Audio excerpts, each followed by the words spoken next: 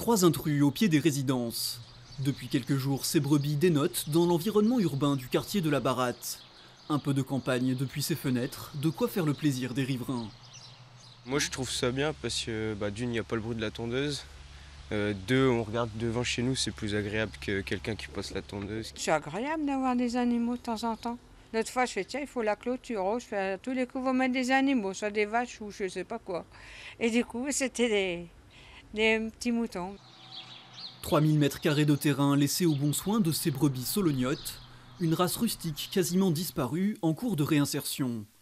Seulement besoin d'un peu d'eau et de sel, et les animaux assurent un entretien plus doux que les machines, en complète autonomie.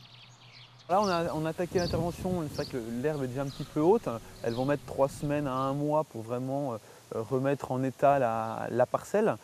Les moutons, on va les enlever, on va les remettre au bout de 15 jours, 3 semaines, une fois que l'herbe aura reprise. Mais voilà, il faut compter environ 3 semaines. Amener des brebis au milieu des immeubles, une initiative prise par le bailleur social. L'éco-pâturage, c'est aussi un moyen de recréer du lien entre habitants dans un quartier défavorisé.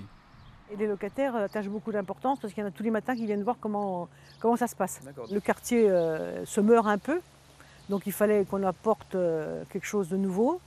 En plus, on est en lien avec le collège, l'école maternelle, l'école primaire, pour pouvoir faire des animations après autour de la végétation, des animaux, etc. Les brebis sont surveillées régulièrement pour éviter qu'elles ne soient la cible de vols ou de mauvais traitements.